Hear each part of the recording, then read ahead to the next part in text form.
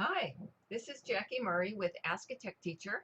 I'm your guide through these 32 lessons of the Structured Learning Technology curriculum. We're in second grade, and this is lesson 11. The first of a 2-week lesson on holiday letter writing. So it gives the students lots of time to first write their letter and then decorate it, format it. So you're going to start with the words are pretty normal. They did letter writing last year if you're part of the Structured Learning Technology curriculum from last year. And they've also probably covered it in their class. So these words should be pretty familiar. General problems, caps locks get stuck on. Usually it's because it's on and they turn it off. So what's the difference between grammar and formatting? Students surprisingly mix those two up. So make sure you cover that. Save and save as, letter writing and other writing. What's the difference? This has to do with task, audience, purpose. There's always a difference depending upon your task, your audience, and your purpose. And that's very true with letter writing, true with emails, true with all sorts of writing. So students have to be understanding of what their task, their audience, their purpose is, so they comply with those needs. So you could flip this lesson, 11 and 12, with 13, 14, which is reading on the internet, if that works better for you, because those go in groups. So, and do talk to your grade level team to make sure that the grammar rules you're talking about are the same ones they have. Students have a little grammar chart. Oh, I guess that was in the earlier week. That shows real basics of grammar. So whatever yours are, if these don't cover them, then you'd want to have students annotate their student workbook, or you'd annotate this graphic and add the ones that apply better to your class.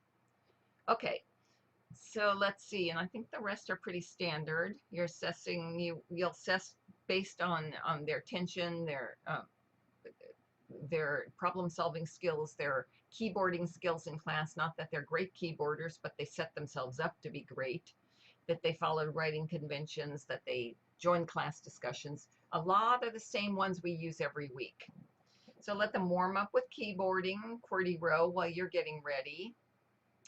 And remind them of the letters they wrote in kindergarten and first grade, so they remember. Now this letter is going to be much more sophisticated. They're going to talk about the greeting, the body, and the closing, which they actually did part of that in first grade also, if you're following this curriculum. And they're just going to write more than usual. But I've got 3 examples here so that they can see that they don't have to write a lot. And for students who are very cautious with their keyboarding and maybe just aren't that gregarious, this might be plenty.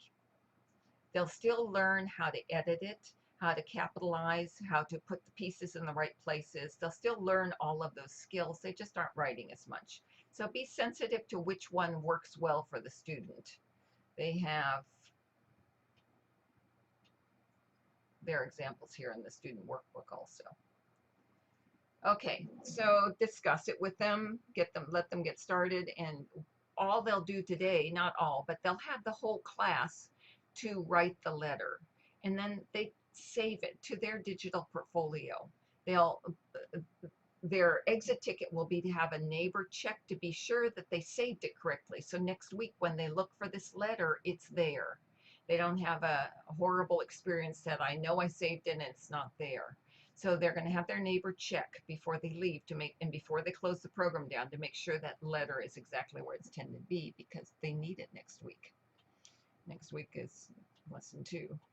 And that's pretty much it. So they're going to focus on that writing, using capitals, using text wrap on the sentences, using periods, a space between words, all those good skills. And I don't think there's anything else in here.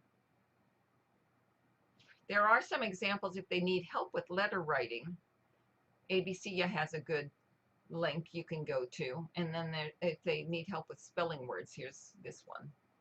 For those, some people will get done very quickly. And then these are 2 good extension links for them. All right, guys. Let me know if you have questions. Just post them on the discussion board. I'm happy to answer them for you. And have a great week. Bye.